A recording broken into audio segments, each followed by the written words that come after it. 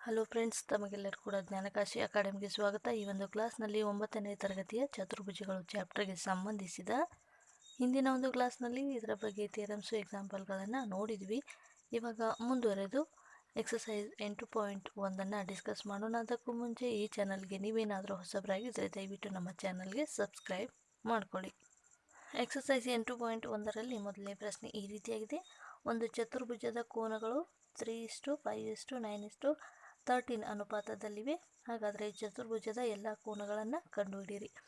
ಈ ರೀತಿಯಾದ ಪ್ರಶ್ನೆಗಳು ಎಕ್ಸಾಮ್ ಪರ್ಪಸ್ಗೆ ತುಂಬಾ ಇಂಪಾರ್ಟೆಂಟ್. ಇದು ಮಲ್ಟಿಪಲ್ ಚಾಯ್ಸ್ ಕ್ವಶನ್ಗೆ ಕೂಡ ಪ್ರಶ್ನೆಯನ್ನು ಕೇಳ್ಬೋದು. ಹಾಗಾದರೆ ನಾವು ಈ ಒಂದು ಕ್ಲಾಸ್ನಲ್ಲಿ ಡಿಸ್ಕ್ರಿಪ್ಟಿವ್ ಆಗಿ ವಿವರಣಾತ್ಮಕವಾಗಿ ಯಾವ ರೀತಿಯಾಗಿ ಸಾಲ್ವ್ ಮಾಡೋದಂತ ಎಕ್ಸಸೈಸನ್ನು ಸಾಲ್ವ್ ಮಾಡ್ತಾ ಡಿಸ್ಕಸ್ ಮಾಡ್ತಾ ಹೋಗೋಣ. ಓಕೆ, ಮೊದಲನೇ ಪ್ರಶ್ನೆಯ ಪರಿಹಾರವನ್ನು ನೋಡ್ತಾ ಹೋಗೋಣ. ಒಂದು ಚತುರ್ಭುಜದ ಕೋನಗಳ ಅನುಪಾತವನ್ನು ಕೊಟ್ಟಿದ್ದಾರೆ 3, 5, 9, 13 ಅಂತ. ಈ ಅನುಪಾತವನ್ನು ನಾವು ಬಳಸಿಕೊಂಡು ಪ್ರತಿಯೊಂದು ಕೋನದ ಅಳತೆಯನ್ನು ಕಂಡುಹಿಡಿಯೋಣ. ಈಗ ಸಮಾಂತರ ಚತುರ್ಭುಜದ ಸಾಮಾನ್ಯ ಕೋನಕ್ಕೆ ನಾವು ಎಕ್ಸ್ ಆಗಿರಲಿ ಅಂತ ತೆಗೆದುಕೊಳ್ಳೋಣ. ಸಾಮಾನ್ಯವಾಗಿ ಅನುಪಾತದಲ್ಲಿ ಕೊಟ್ಟಾಗ ಮೊದಲನೇದಾಗಿ ನಾವು ಒಂದು ಕೋನವನ್ನು ಎಕ್ಸ್ ಅಂತ ಹೇಳಿ ತೆಗೆದುಕೊಳ್ಳೋಣ. ಸಮಾಂತರ ಚತುರ್ಭುಜದ ಒಳಕೋನಗಳ ಮೊತ್ತ 360 ಡಿಗ್ರಿಗೆ ಸಮನಾಗಿರ್ತದೆ ಎನ್ನುವಂಥದ್ದು ಪ್ರಾಪರ್ಟಿ ಗೊತ್ತಿದೆ. ಹಾಗಾದರೆ ಆ ಒಂದು ಪ್ರಾಪರ್ಟಿಯನ್ನು ಯೂಸ್ ಮಾಡಿಕೊಂಡು ಸಮಾಂತರ ಚತುರ್ಭುಜದ ಕೋನಗಳ ಅನುಪಾತ 3:5:9:13 ತಂದಾಗ ಸಾಮಾನ್ಯ ಕೋನ ಎಕ್ಸ್ ಆಗಿದ್ದರೆ ಈ ಒಂದು ಅನುಪಾತಗಳನ್ನು ನಾವು 3x, 5x, 9x + 13x = 360 ಅಂತ ತಗೋಬೇಕು. ಈ ಎಲ್ಲ ಕೋನಗಳನ್ನು ಕೂಡಿದಾಗ 30x ಆಗುತ್ತೆ. 360x / 360/30 ತಂದಾಗ ಒಂದು ಸಾಮಾನ್ಯ ಕೋನದ ಅಳತೆ 12 ಡಿಗ್ರಿ ಆಗಿರುತ್ತೆ. ಹಾಗಾದರೆ ಸಮಾಂತರ ಚತುರ್ಭುಜದ ಕೋನಗಳಂತ ಹೇಳಿ ತೆಗೆದುಕೊಂಡಾಗ ನಾವು ಸಾಮಾನ್ಯವಾಗಿ ಏನಂತ ತೆಗೆದುಕೊಂಡಿದ್ವಿ, ಅನುಪಾತದಲ್ಲಿರುವಂಥದ್ದನ್ನು 3x, 5x, 9x ಅಂತ ತೆಗೆದುಕೊಂಡಿದ್ದೀವಿ. ಅದಕ್ಕಾಗಿ 3 × 12 36, 5 × x ಅಂದರೆ 5 × 12 60 ಆಗುತ್ತೆ. ಈ ರೀತಿಯಾಗಿ ನಾವು ಮಲ್ಟಿಪ್ಲಿಕೇಶನ್ ಮಾಡಿದಾಗ ಪ್ರತಿಯೊಂದು ಕೋನದ ಅಳತೆಯು 3 ಇರುವಂಥದ್ದು 36, 60 ಡಿಗ್ರಿ, 108, 156 ಡಿಗ್ರಿ ಅನ್ನುವಂಥವು ಈ ಒಂದು ಚತುರ್ಭುಜದ ಕೋನಗಳ ಅಳತೆಗಳಾಗಿವೆ. ಈ ಎಲ್ಲವನ್ನು ಕೂಡಿದಾಗ ಅದು 360 ಡಿಗ್ರಿಗೆ ಸಮಾನವಾಗಿರ್ತದೆ. ಹಾಗಾದರೆ ಸಮಾಂತರ ಚತುರ್ಭುಜದ ಕೋನಗಳು 36, 60, 108, 156. ಈ ರೀತಿಯಾಗಿ ನಾವು ಆನ್ಸರನ್ನು ಸಾಲ್ವ್ ಮಾಡಬೇಕಾಗ್ತದೆ. ಎರಡನೇ ಪ್ರಶ್ನೆ ಈ ರೀತಿಯಾಗಿದೆ. ಸಮಾಂತರ ಚತುರ್ಭುಜದ ಕರ್ಣಗಳು ಸಮವಿದ್ದಾಗ ಅದು ಆಯತವಾಗುತ್ತದೆ ಎಂದು ತೋರಿಸಿ ಎನ್ನುವಂಥದ್ದು ಪ್ರಶ್ನೆ ಇದೆ. ಒಂದು ಸಮಾಂತರ ಚತುರ್ಭುಜದ ಕರ್ಣಗಳು ಸಮವಿದ್ದಾಗ ಅದು ಆಯತ ಆಗುತ್ತೆ ಅಂತ ನಾವಿಲ್ಲಿ ಸಾಲ್ವ್ ಮಾಡಬೇಕಾಗಿದೆ. ಓಕೆ, ಎರಡನೇ ಪ್ರಶ್ನೆಗೆ ಪರಿಹಾರವನ್ನು ನೋಡೋಣ. ಈಗ ABCD ಎನ್ನುವಂಥದ್ದು ಒಂದು ಚತುರ್ಭುಜವಾಗಿದೆ. ನಮಗೆ ದತ್ತದಲ್ಲಿ ಕೊಟ್ಟಿದ್ದಾರೆ ಏನಂತ, AC = BP ಅಂದರೆ ಸಮಾಂತರದ ಚತುರ್ಭುಜದ ಕರ್ಣಗಳು ಸಮ ಅಂತ ನಮಗೆ ಕೊಟ್ಟಿದ್ದಾರೆ. ಅದಕ್ಕಾಗಿ ನಾವು ಈ ಒಂದು ಚಿತ್ರವನ್ನು ಹಾಕಿಕೊಂಡು ಕರ್ಣ AC ಮತ್ತು BD ಎರಡು ಸಮ ಇದೆ ಅಂತ ದತ್ತದಲ್ಲಿ ಕೊಟ್ಟಿದ್ದಾರೆ. ಸಾಧನೆ ಮಾಡಬೇಕಾಗಿರೋದೇನು, ABCD ಒಂದು ಸಮಾಂತರ ಚತುರ್ಭುಜ. ಹಾಗಾದರೆ ನಾವು ಸಾಧನೆಯನ್ನು ಮಾಡಬೇಕಾದ್ರೆ ಇವಾಗ ಒಂದು ಸಮಾಂತರ ಚತುರ್ಭುಜದಲ್ಲಿ ಕರ್ಣಗಳಿಂದ ಉಂಟಾದ ಎರಡು ತ್ರಿಭುಜಗಳನ್ನು ತೆಗೆದುಕೊಳ್ಳೋಣ. ಯಾವ ತ್ರಿಭುಜಗಳು? ತ್ರಿಭುಜ ABCಯನ್ನು ತೆಗೆದುಕೊಳ್ಳೋಣ. ಇನ್ನೊಂದು ತ್ರಿಭುಜ BDCಯನ್ನು ತೆಗೆದುಕೊಳ್ಳೋಣ.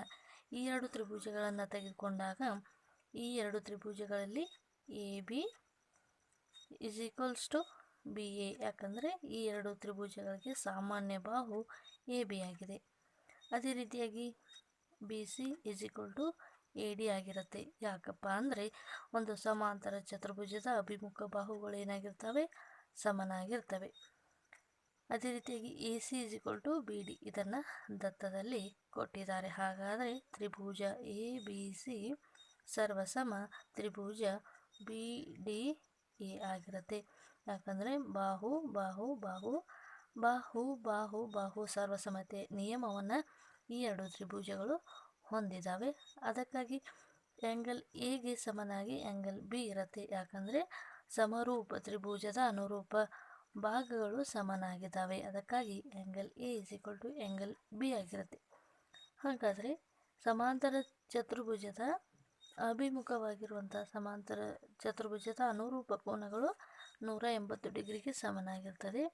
ಇದಕ್ಕಾಗಿ ಆ್ಯಂಗಲ್ A + ಆ್ಯಂಗಲ್ B = 180 ಆಗಿದೆ. ಈ ಎರಡು ಆ್ಯಂಗಲ್ಗಳು ಸಮನಾಗಿದ್ದಾವೆ ಅಂತ ನಮಗೆ ಆಲ್ರೆಡಿ ಗೊತ್ತಿದೆ. ಅದಕ್ಕಾಗಿ 2 times of angle A equal to 180 ಅಂದಾಗ angle A equals to 90 degree ಆಗಿರುತ್ತೆ. ಹಾಗಾದರೆ ಈ ಒಂದು ಚತುರ್ಭುಜದ ಪ್ರತಿಯೊಂದು ಕೋನವು 90 ಡಿಗ್ರಿಗೆ ಸಮನಾದರೆ ಎ ಬಿ ಸಿ ಡಿ ಒಂದು ಸಮಾಂತರ ಚತುರ್ಭುಜವಾಗಿದೆ, ಜೊತೆಗೆ ಎ ಬಿ ಸಿ ಡಿ ಒಂದು ಆಯತವಾಗಿದೆ ಅಂತ ನಾವಿಲ್ಲಿ ಸೊಲ್ಯೂಷನನ್ನು ಬರೀಬೇಕಾಗತ್ತೆ. ಆಯತವಾಗಿದೆ. ಮೂರನೇ ಪ್ರಶ್ನೆ, ಒಂದು ಸಮಾಂತರ ಚತುರ್ಭುಜದ ಕರ್ಣಗಳು ಪರಸ್ಪರ ಲಂಬವಾಗಿ ಅರ್ಧಿಸಿದರೆ ಅದು ವಜ್ರಾಕೃತಿಯಾಗುತ್ತದೆ ಎಂದು ತೋರಿಸಿ ಎನ್ನುವಂಥದ್ದು ಪ್ರಶ್ನೆ ಇದೆ. ಓಕೆ, ಇವಾಗ ಪರಿಹಾರವನ್ನು ನೋಡ್ತಾ ಹೋಗೋಣ. ಎ ಬಿ ಸಿ ಡಿ ಎನ್ನುವಂಥದ್ದು ಒಂದು ಚತುರ್ಭುಜವಾಗಿದೆ. ದತ್ತದಲ್ಲಿ ಕೊಟ್ಟಿದ್ದಾರೆ, ಕರ್ಣಗಳು ಪರಸ್ಪರ ಲಂಬವಾಗಿ ಅರ್ಧಿಸ್ತಾ ಇದ್ದಾವೆ. ಹಾಗಾದರೆ O A is equal to O C ಆಗಿರುತ್ತೆ, D O is equal to B O ಆಗಿರುತ್ತೆ. ಹಾಗಾದರೆ ಈ ಒಂದು ಚತುರ್ಭುಜದಲ್ಲಿ ಲಂಬವಾಗಿ ಅರ್ಧಿಸುತ್ತೆ ಅಂತ ಕೊಟ್ಟಿದ್ದಾರೆ. ಹಾಗಾದರೆ ಈ ಒಂದು ಕರ್ಣದಿಂದ ಉಂಟಾದ ಕೋನಗಳು ಪ್ರತಿಯೊಂದು ಏನಾಗಿರ್ತಾವಪ್ಪ ಅಂದರೆ 90 ಡಿಗ್ರಿಗೆ ಸಮನಾಗಿರ್ತದೆ. Angle A O B 90 degree, angle B O C 90 degree, ಅದೇ ರೀತಿಯಾಗಿ ಆ್ಯಂಗಲ್ ಸಿ ಒ ಡಿ ಕೂಡ 90 ಡಿಗ್ರಿ, ಎ ಒ ಡಿ ಕೂಡ 90 ಡಿಗ್ರಿ ಆಗಿದೆ. ಅದನ್ನು ದತ್ತದಲ್ಲಿ ಕೊಟ್ಟಿದ್ದಾರೆ. ಹಾಗಾದರೆ ಸಾಧನೆ ಏನಪ್ಪ ಅಂದರೆ ಎ ಬಿ ಸಿ ಡಿ ಒಂದು ಚತುರ್ಭುಜ ಕರ್ಣಗಳು ಪರಸ್ಪರ ಲಂಬವಾಗಿ ಛೇದಿಸಿದರೆ ಎ ಬಿ ಸಿ ಡಿ ಒಂದು ವಜ್ರಾಕೃತಿ ಅಂತ ನಾವು ಇಲ್ಲಿ ಸಾಧನೆಯನ್ನು ಮಾಡಬೇಕಾಗಿದೆ. ಸೊ ಇವಾಗ ಸಾಧನೆಯನ್ನು ನೋಡಿದಾಗ ಇವಾಗ ಈ ಒಂದು ಚತುರ್ಭುಜದಲ್ಲಿ ಎರಡು ತ್ರಿಭುಜಗಳನ್ನು ತೆಗೆದುಕೊಳ್ಳೋಣ. ಯಾವ ತ್ರಿಭುಜಗಳು ತಂದಾಗ ಎ ಒ ಬಿ ಮತ್ತು ಸಿ ಒ ಬಿ ಎನ್ನುವಂಥ ಎರಡು ತ್ರಿಭುಜಗಳನ್ನು ಕನ್ಸಿಡರ್ ಮಾಡೋಣ. ಇದರಲ್ಲಿ ಒ ಇಗೆ ಸಮನಾಗಿ ಒ ಸಿ ಇದೆ, ಯಾಕಂದರೆ ಇದನ್ನು ದತ್ತದಲ್ಲಿ ಕೊಟ್ಟಿದ್ದಾರೆ. ಅದೇ ರೀತಿಯಾಗಿ ಆ್ಯಂಗಲ್ ಎ ಒ ಬಿಗೆ ಸಮನಾಗಿ ಆ್ಯಂಗಲ್ ಸಿ ಒ ಬಿ ಸಮನಾಗಿರ್ತದೆ, ಯಾಕಂದರೆ ಈ ಕರ್ಣಗಳು ಪರಸ್ಪರ ಲಂಬವಾಗಿ ಅರ್ಧಿಸಿರೋದ್ರಿಂದ ಈ ಎರಡು ಕೋನಗಳು ಏನಾಗಿರ್ತವೆ 90 ಡಿಗ್ರಿ ಆಗಿರ್ತವೆ. ಸಮಾಂತರ ಚತುರ್ಭುಜದ ಅನುರೂಪ ಕೋನಗಳು ಸಮನಾಗಿರ್ತವೆ. ಹಾಗಾದರೆ O B is equal to B O, ಯಾಕಂದರೆ ಈ ಎರಡು ತ್ರಿಭುಜಗಳಿಗೆ ಸಾಮಾನ್ಯ ಬಾಹು ಒ ಬಿ ಆಗಿದೆ. ಹಾಗಾದರೆ ತ್ರಿಭುಜ ಎ ಒ ಬಿ ಸರ್ವಸಮ ತ್ರಿಭುಜ ಸಿ ಒ ಬಿ ಆಗಿರುತ್ತೆ. ಯಾಕಪ್ಪ ಅಂದರೆ ಬಾಹು ಕೋನ ಸರ್ವಸಮತೆಯ ನಿಯಮವನ್ನು ಈ ಎರಡು ತ್ರಿಭುಜಗಳು ಹೊಂದಿದ್ದಾವೆ. ಹಾಗಾದರೆ A B is equal to B C, ಯಾಕಪ್ಪ ಅಂದರೆ ಸಮರೂಪ ತ್ರಿಭುಜದ ಅನುರೂಪ ಭಾಗಗಳು ಸಮನಾಗಿದ್ದಾವೆ. ಈ ಎರಡು ತ್ರಿಭುಜಗಳು ಸಮನಾಗಿದ್ದರೆ ಅದರ ಬಾಹುಗಳು ಕೂಡ ಏನಾಗಿರ್ತಾವಪ್ಪ ಅಂದರೆ ಸಮನಾಗಿರ್ತವೆ. ಈ ಎರಡು ಬಾಹುಗಳು ಸಮನಾಗಿದ್ದರೆ ಚತುರ್ಭುಜದ ಬಿ ಸಿಗೆ ಅಭಿಮುಖವಾಗಿರುವಂಥ ಬಾಹು ಕೂಡ ಸಮನಾಗಿರ್ತದೆ, ಎ ಬಿಗೆ ಅಭಿಮುಖವಾಗಿರುವಂಥ ಬಾಹು ಕೂಡ ಸಮನಾಗಿರ್ತದೆ. ಹಾಗಾದರೆ ಪ್ರತಿಯೊಂದು ಬಾಹು ಒಂದಕ್ಕೊಂದು ಸಮಾನ ಆಗಿದ್ದರೆ ಬಿ ಸಿಗೆ ಸಿ ಡಿ ಸಮನಾಗಿರ್ತದೆ, ಸಿ ಡಿಗೆ ಎ ಡಿ ಸಮನಾಗಿರ್ತದೆ, ಎ ಡಿಗೆ ಎ ಬಿ ಸಮನಾಗಿರ್ತದೆ. ಅದಕ್ಕಾಗಿ ಎಲ್ಲ ಬಾಹುಗಳು ಒಂದಕ್ಕೊಂದು ಸಮಾನವಾಗಿದ್ದರೆ ಸಮಾಂತರ ಚತುರ್ಭುಜದ ವಿರುದ್ಧ ಬಾಹುಗಳು ಅಥವಾ ಅಭಿಮುಖ ಬಾಹುಗಳು ಸಮನಾಗಿರ್ತವೆ. ಹಾಗಾದರೆ ಎ ಬಿ ಸಿ ಡಿ ಒಂದು ಇಲ್ಲಿ ತ್ರಾಪಿಜ್ಯ ಅಂತ ನಾವಿಲ್ಲಿ ಹೇಳ್ಬೋದು. ಎ ಬಿ ಸಿ ಡಿ ಒಂದು ವಜ್ರಾಕೃತಿ ಅಂತ ನಾವಿಲ್ಲಿ ಸಾಧನೆಯನ್ನು ಮಾಡ್ಬೋದು. ವಜ್ರಾಕೃತಿಯ ಪ್ರಾಪರ್ಟಿ ಗೊತ್ತಿರಬೇಕು. ಇದು ಸಮಾಂತರ ಚತುರ್ಭುಜವಾಗಿದೆ ಮತ್ತು ಅದರ ಅನುರೂಪ ಬಾಹುಗಳು ಏನಾಗಿರ್ತವೆ ಒಂದಕ್ಕೊಂದು ಸಮನಾಗಿರ್ತವೆ. ಆ ಒಂದು ತ್ರಾಪಿಜ್ಯದ ಕರ್ಣಗಳು ಪರಸ್ಪರ ಲಂಬವಾಗಿ ಅರ್ಧಿಸ್ತವೆ, ಅಭಿಮುಖ ಬಾಹುಗಳು ಸಮನಾಗಿರ್ತವೆ, ಶೃಂಗಾಭಿಮುಖ ಕೋನಗಳು ಏನಾಗಿರ್ತವೆ ಸಮನಾಗಿರ್ತವೆ. ಲಂಬವಾಗಿದ್ದರೆ ಪ್ರತಿಯೊಂದು ಕೋನವು 90 ಡಿಗ್ರಿ ಆಗಿದೆ. ಸೊ ಈ ಒಂದು ವಜ್ರಾಕೃತಿಯ ಪ್ರಾಪರ್ಟಿಗಳು ಗೊತ್ತಿದ್ರೆ ಈ ರೀತಿಯಾಗಿ ನಾವು ಸಾಲ್ವನ್ನು ಮಾಡ್ಬೋದು. ನಾಲ್ಕನೇ ಪ್ರಶ್ನೆ, ಒಂದು ವರ್ಗದ ಕರ್ಣಗಳು ಪರಸ್ಪರ ಸಮ ಮತ್ತು ಲಂಬವಾಗಿ ಅರ್ಧಿಸುತ್ತವೆ ಎಂದು ತೋರಿಸಿ. ಓಕೆ, ಪರಿಹಾರವನ್ನು ನೋಡೋಣ. ಎ ಬಿ ಸಿ ಡಿ ಒಂದು ವರ್ಗವಾಗಿದೆ. ಇವಾಗ ಎ ಬಿ ಸಿ ಡಿ ಒಂದು ವರ್ಗವಾಗಿದೆ, ಇದನ್ನು ದತ್ತದಲ್ಲಿ ಕೊಟ್ಟಿದ್ದಾರೆ. ಈ ವರ್ಗದ ಕರ್ಣಗಳು ಪರಸ್ಪರ ಸಮ ಮತ್ತು ಲಂಬವಾಗಿ ಅರ್ಧಿಸುತ್ತವೆ. ಹಾಗಾದರೆ ಸಾಧನೆಯ A C is equal to B D ಮತ್ತು A O is equal to O C ಮತ್ತು angle A O B 90 degree ಇದೆ. ಹಾಗಾದರೆ ತ್ರಿಭುಜ ಎ ಬಿ ಸಿ ಮತ್ತು ತ್ರಿಭುಜ ಬಿ ಎ ಡಿ ಈ ಎರಡು ತ್ರಿಭುಜಗಳನ್ನು ನಾವು ತೆಗೆದುಕೊಂಡಾಗ ಈ ಎರಡು ತ್ರಿಭುಜಗಳಲ್ಲಿ ಎ ಬಿಗೆ ಬಿ ಎ ಅನ್ನುವಂಥದ್ದು ಸಮನಾಗಿರ್ತದೆ, ಯಾಕಂದರೆ ಎರಡು ತ್ರಿಭುಜಗಳಿಗೆ ಸಾಮಾನ್ಯ ಬಾಹು ಏನಾಗಿದೆ, ಇದು ಎ ಬಿ ಅನ್ನುವಂಥದ್ದು ಆಗಿದೆ. ಹಾಗಾದರೆ ಆ್ಯಂಗಲ್ ಎ ಬಿ ಸಿ ಮತ್ತು ಆ್ಯಂಗಲ್ ಬಿ ಎ ಡಿ ಎರಡೂ ಕೂಡ ಏನಾಗಿದ್ದಾವೆ, 90 ಡಿಗ್ರಿ ಆಗಿದ್ದಾವೆ. ಯಾಕಂದರೆ ನಮಗೆ ದತ್ತದಲ್ಲಿ ಕೊಟ್ಟಿದ್ದಾರೆ ವರ್ಗ ಇದೆ ಅಂತ. ಬಿ ಸಿಗೆ ಸಮಾನಾಂತರವಾಗಿ ಎ ಡಿ ಇದೆ, ಯಾಕಂದರೆ ವರ್ಗದ ಅಭಿಮುಖ ಬಾಹುಗಳು ಏನಾಗಿರ್ತವೆ, ಸಮನಾಗಿರ್ತವೆ. ಅಥವಾ ದತ್ತದಲ್ಲಿ ಕೊಟ್ಟಿದ್ದಾರೆ ಎ ಬಿ ಸಿ ಡಿ ಒಂದು ವರ್ಗ ಅಂತ. ವರ್ಗ ಅಂತ ಕೊಂಡಾಗ ಅಭಿಮುಖ ಬಾಹುಗಳು ಏನಾಗಿರ್ತಾವಪ್ಪ ಅಂದರೆ ಸಮನಾಗಿರ್ತವೆ. ಆದ್ದರಿಂದ B C is equal to A D ಆಗಿದೆ. ಹಾಗಾದರೆ ತ್ರಿಭುಜ ಎ ಬಿ ಸಿ ಮತ್ತು ತ್ರಿಭುಜ ಎ ಬಿ ಡಿ ಎರಡು ತ್ರಿಭುಜಗಳು ಸರ್ವಸಮತೆಯನ್ನು ಹೊಂದಿದ್ದಾವೆ. ಯಾಕಂದರೆ ಬಾಹು ಕೋನ ಬಾಹು, ಅದೇ ರೀತಿಯಾಗಿ ಬಾಹು ಕೋನ ಬಾಹು ಸರ್ವಸಮತೆಯ ನಿಯಮವನ್ನು ಹೊಂದಿದ್ದಾವೆ. ಬಾಹು ಕೋನ ಬಾಹು ಸರ್ವಸಮತೆಯ ನಿಯಮವನ್ನು ಹೊಂದಿದ್ದಾವೆ. ಅದೇ ರೀತಿಯಾಗಿ ಎ ಸಿಗೆ ಬಿ ಡಿ ಎನ್ನುವಂಥದ್ದು ಕೂಡ ಸಮನಾಗಿರ್ತದೆ. ಯಾಕಂದರೆ ಸಮರೂಪ ತ್ರಿಭುಜದ ಅನುರೂಪ ಭಾಗ ಅಥವಾ ಬಾಹು ಸಮನಾಗಿರ್ತದೆ ಎನ್ನುವಂಥದ್ದು ನಮಗೆ ಪ್ರಾಪರ್ಟಿ ಗೊತ್ತಿದೆ. ಇವಾಗ ಅದೇ ರೀತಿಯಾಗಿ ಇನ್ನೆರಡು ತ್ರಿಭುಜಗಳನ್ನು ನಾವು ಕನ್ಸಿಡರ್ ಮಾಡಿದಾಗ, ಅಂದರೆ ಯಾವ ತ್ರಿಭುಜವು ಎ ಒ ಬಿಯನ್ನು ಕನ್ಸಿಡರ್ ಮಾಡೋಣ, ಅದೇ ರೀತಿಯಾಗಿ ಸಿ ಒ ಡಿಯನ್ನು ಕನ್ಸಿಡರ್ ಮಾಡಿ. ಈ ಎರಡು ತ್ರಿಭುಜಗಳನ್ನು ನಾವೀಗ ಕನ್ಸಿಡರ್ ಮಾಡಿ ನೋಡಿದಾಗ ಏನಾಗುತ್ತೆ ಅಂತಂದರೆ ಆ್ಯಂಗಲ್ ಬಿ ಎ ಒ ಮತ್ತು ಆ್ಯಂಗಲ್ ಡಿ ಸಿ ಒ ಈ ಎರಡು ಕೋನಗಳು, ಈ ಒಂದು ಕೋನ ಎರಡು ಏನಪ್ಪ ಅಂದರೆ ಪರ್ಯಾಯ ಆಂತರಿಕ ಕೋನಗಳಾಗಿರ್ತವೆ. ಪರ್ಯಾಯ ಆಂತರಿಕ ಕೋನಗಳೇನಾಗಿರ್ತವಪ್ಪ ಅಂದರೆ ಸಮನಾಗಿರ್ತವೆ.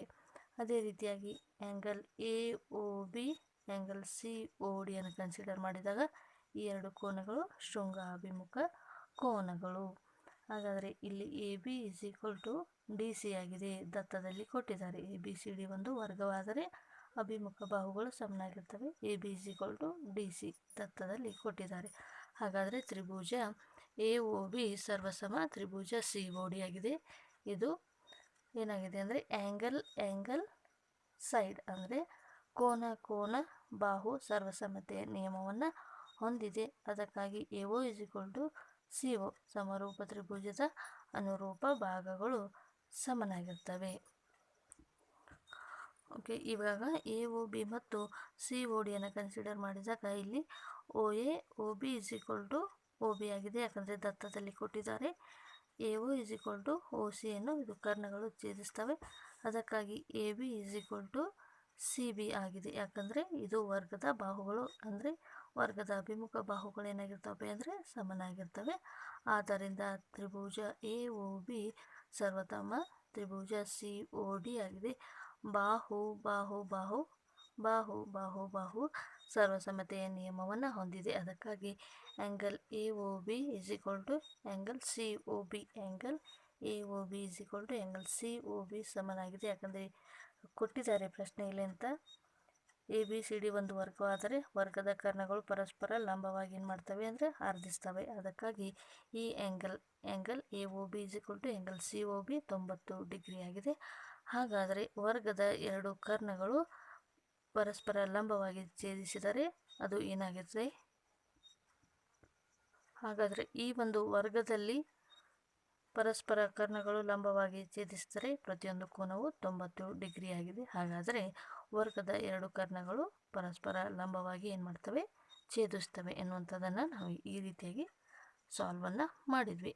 ಐದನೇ ಪ್ರಶ್ನೆ ಈ ರೀತಿಯಾಗಿದೆ. ಒಂದು ಚತುರ್ಭುಜದ ಕರ್ಣಗಳು ಸಮ ಮತ್ತು ಪರಸ್ಪರ ಲಂಬವಾಗಿ ಆರ್ಧಿಸಿದರೆ ಅದು ವರ್ಗವಾಗುವುದು ಎಂದು ತೋರಿಸಿ ಎನ್ನುವಂಥದ್ದು ಪ್ರಶ್ನೆ ಇದೆ.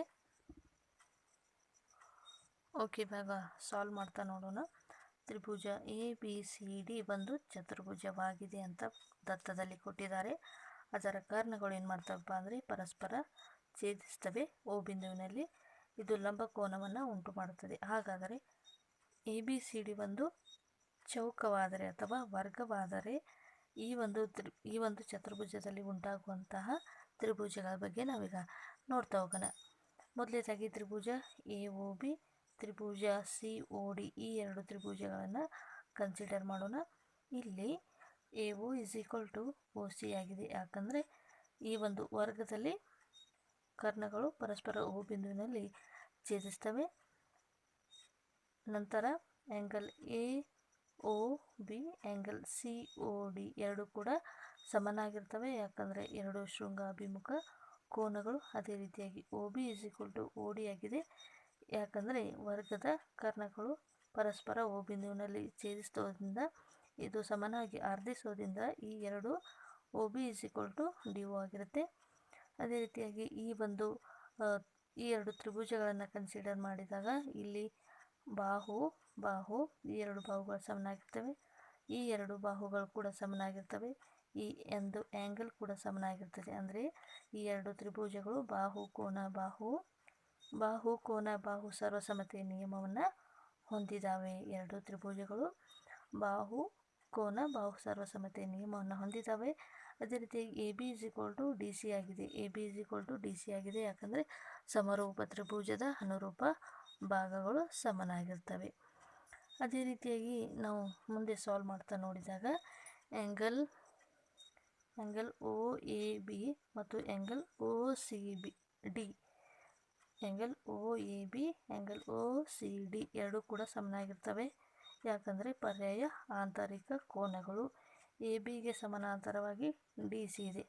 ಹಾಗಾದರೆ ಇವಾಗ ಇನ್ನೆರಡು ತ್ರಿಭುಜಗಳನ್ನು ನಾವಿಲ್ಲಿ ಕನ್ಸಿಡರ್ ಮಾಡೋಣ. Angle A O D angle B O ಸಿಯನ್ನು ಕನ್ಸಿಡರ್ ಮಾಡೋಣ. ಈ ಎರಡು ತ್ರಿಭುಜಗಳನ್ನು ಕನ್ಸಿಡರ್ ಮಾಡಿದಾಗ ಆ್ಯಂಗಲ್ ಎ ಒ ಡಿ ಮತ್ತು ಆ್ಯಂಗಲ್ ಸಿ ಒ ಡಿ ಈ ಎರಡು ತ್ರಿಭುಜಗಳಲ್ಲಿ ಚಿತ್ರವನ್ನು ಗಮನಿಸಿ ಅದೇ ರೀತಿಯಾಗಿ ನಾನು ಬರೆದಿರ್ತೀನಿ. ಈ ಒಂದು ಚಿತ್ರವನ್ನು ನೋಡಿ ನೀವು ತಿಳ್ಕೊಂಡ್ರೆ ಈಸಿಯಾಗಿ ಸಾಲ್ವ್ ಮಾಡ್ಬೋದು. ಈ ಎರಡು ಚಿತ್ರಗಳಲ್ಲಿ ಎ ಒಗೆ ಸಮನಾಗಿ ಒ ಸಿ ಇದೆ. ಯಾಕಂದರೆ ಕರ್ಣಗಳು ಪರಸ್ಪರ ಛೇದಿಸ್ತವೆ, ಅಂದರೆ ಅರ್ಧಿಸುತ್ತವೆ. ಎ ಒ ಡಿಗೆ ಸಮನಾಗಿ ಬಿ ಒ ಸಿ ಇದೆ. ಯಾಕಂದರೆ ಈ ಎರಡು ಶೃಂಗಾಭಿಮುಖ ಕೋನಗಳು. ಅದೇ ರೀತಿಯಾಗಿ ಒ ಡಿಗೆ ಸಮನಾಗಿ ಈ ಎರಡು ತ್ರಿಭುಜಗಳನ್ನು ನಾವು ನೋಡಿದಾಗ O D is equal to O D ಆಗಿದೆ. ಯಾಕಂದರೆ ಎರಡು ಸಾಮಾನ್ಯ ಬಾಹು. ಹಾಗಾದರೆ ಈ ಎರಡು ತ್ರಿಭುಜಗಳನ್ನು ಕನ್ಸಿಡರ್ ಮಾಡಿದಾಗ ಇಲ್ಲಿಯೂ ಕೂಡ ಬಾಹು ಕೋನ ಬಾಹು ಸರ್ವಸಮತೆಯ ನಿಯಮವನ್ನು ಈ ಎರಡು ತ್ರಿಭುಜಗಳು ಹೊಂದಿದ್ದಾವೆ. ಹಾಗಾದರೆ A D is equal to C D ಆಗಿದೆ. ಯಾಕಂದರೆ ಸಮರೂಪ ತ್ರಿಭುಜದ ಅನುರೂಪ ಭಾಗಗಳು ಸಮನಾಗಿರ್ತವೆ. ಇಲ್ಲಿ ಎ ಡಿಗೆ ಸಮನಾಗಿ ಬಿ ಸಿ ಇದೆ. ಅದೇ ರೀತಿಯಾಗಿ ಎ ಡಿಗೆ ಸಮನಾಗಿ ಸಿ ಡಿ ಕೂಡ ಇದೆ. ಅದೇ ರೀತಿಯಾಗಿ ಎ ಡಿಗೆ ಸಮನಾಗಿ ಬಿ ಸಿ ಇದೆ. ಸಿ ಡಿಗೆ ಸಮನಾಗಿ ಎ ಬಿ ಇದೆ.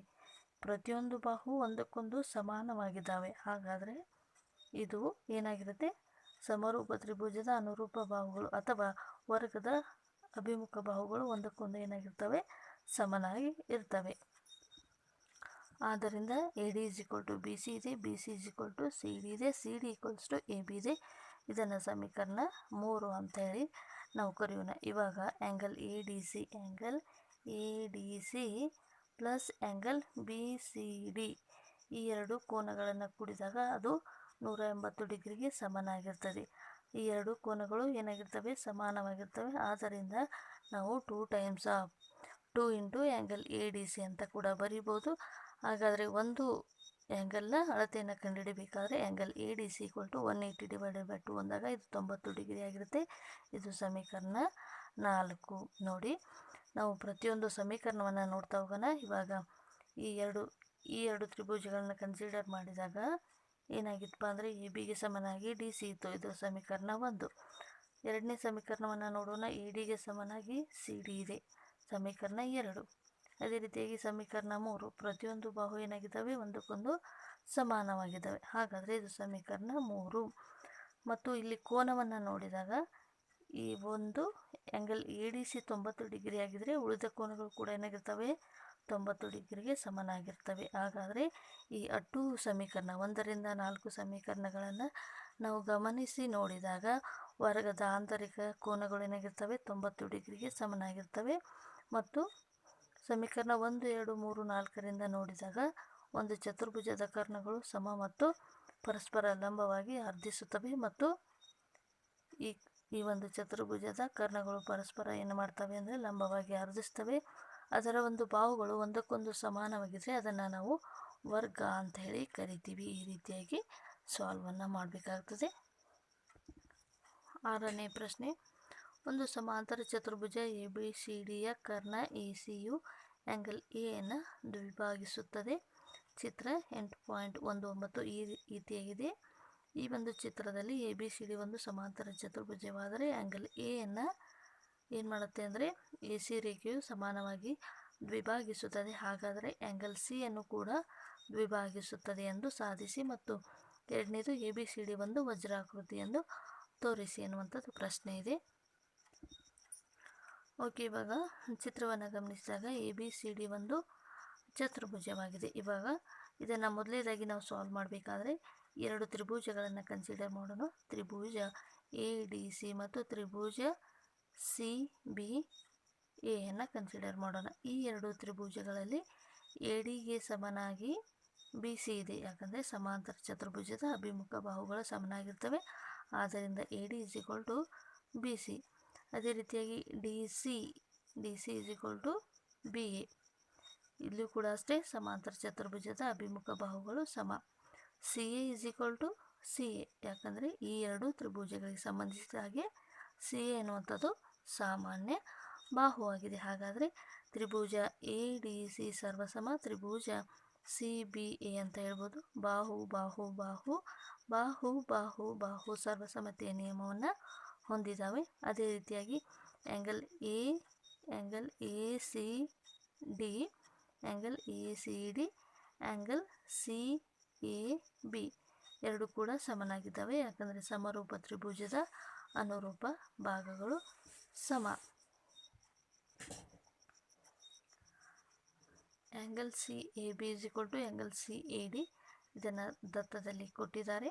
ಅದೇ ರೀತಿಯಾಗಿ ಆ್ಯಂಗಲ್ ACD = ಆ್ಯಂಗಲ್ BCA ಎರಡು ಕೂಡ ಸಮಾನವಾಗಿದ್ದಾವೆ. ಆ್ಯಂಗಲ್ ACD ಆ್ಯಂಗಲ್ BCA ಈ ಎರಡು ಆ್ಯಂಗಲ್ಗಳು ಏನಾಗಿರ್ತವೆ, ಸಮಾನವಾಗಿರ್ತವೆ. ಯಾಕಂದರೆ AC ರೇಖೆ ಏನು ಮಾಡ್ತಾ ಇದೆ ಅಂದರೆ ಆ್ಯಂಗಲ್ DCBಯನ್ನು ಆ್ಯಂಗಲ್ DABಯನ್ನು AC ರೇಖೆಯು ಆ್ಯಂಗಲ್ DABಯನ್ನು ಸಮಾನವಾಗಿ ಅರ್ಧಿಸ್ತಾ ಇದೆ ಕೊಟ್ಟಿದ್ದಾರೆ ನಮಗೆ ಪ್ರಶ್ನೆಯಲ್ಲಿ. ಆದ್ದರಿಂದ AC ರೇಖೆ ಆ್ಯಂಗಲ್ Cಯನ್ನು ಕೂಡ ಏನು ಮಾಡುತ್ತೆ, ಅರ್ಧಿಸುತ್ತದೆ. AC ರೇಖೆಯು ಆ್ಯಂಗಲ್ DABಯನ್ನು ಅರ್ಧಿಸ್ತಾ ಇದೆ. ಹಾಗಾದರೆ ಆ್ಯಂಗಲ್ AC ಎನ್ನುವಂಥದ್ದು DCAಯನ್ನು ಕೂಡ ಅರ್ಧಿಸುತ್ತದೆ ಅಂತ ನಾವು ಈ ರೀತಿಯಾಗಿ ಸಾಧನೆಯನ್ನು ಮಾಡಬೇಕು.